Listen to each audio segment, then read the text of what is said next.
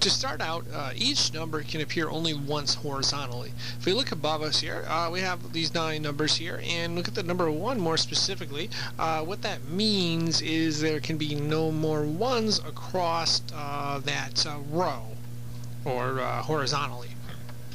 So no more 1s there. If we take it a step further, each number can only appear once vertically. So we have these 9 numbers here, and that's going to be the same concept. Moving on to our third concept here, each number can only appear once in a box of 9. In front of us we have a box of 9. There can be only one of each number in that box of 9. So, for example, the number 1 can only appear one time. That means there can be no more 1s in that specific box of 9.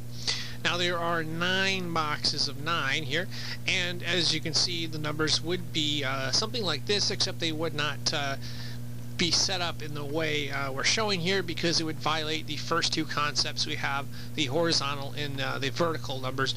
They cannot appear more than once. So, okay, let's say we have the number 1 here, and we know it's there. We know there cannot be any numbers in this red box is here. We also know that there cannot be any numbers in the vertical and horizontal ones, so we can eliminate that.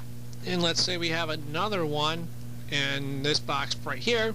We know there's no 1s in these red boxes, and we also know that there's no 1s in the vertical and horizontal lines.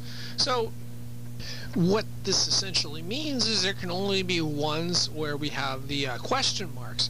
Now we can make further eliminations if we know other numbers are in those boxes where 1s can be. So 1s can only be in these boxes with question marks. Now, let's shift gears and look at a level 4 maze and see how we can apply this. Now, if we'll notice that we're going to look at the number 1 here, and what we're going to do is we're going to eliminate boxes of 9. So we'll start out with this one, and we'll first eliminate the box of 9. And we look at this one, we eliminate the box of 9. We're going to do the same with this one, and of course the same with this one. And last but not least, we know there's a 1 in this box right here, so we'll eliminate those possibilities. Now we have to take care of the vertical and horizontal, so we'll start from the bottom up.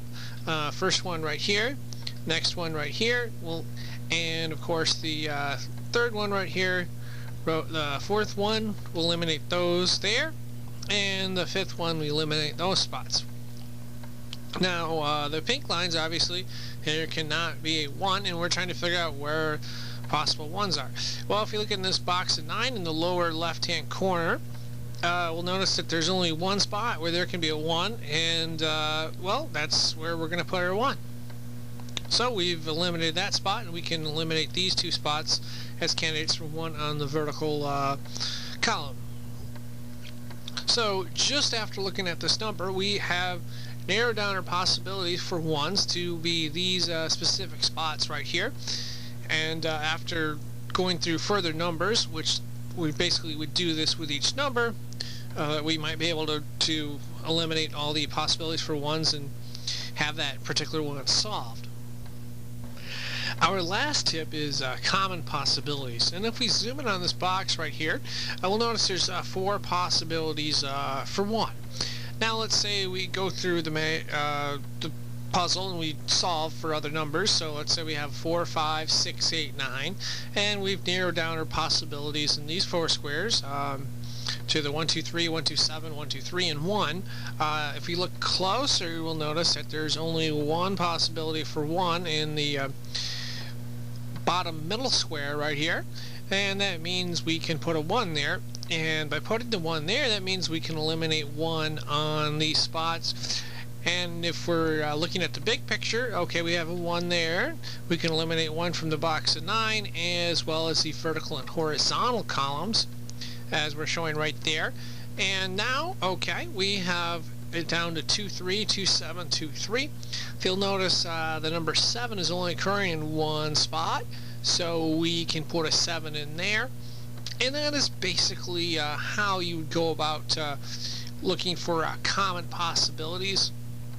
What you do is you look at all the possibilities for each other number, and then try to find a spot where the number can only be in 1 spot, and then you can eliminate that, and then kind of work your way down. And this wraps up our video for tips. Thank you for watching.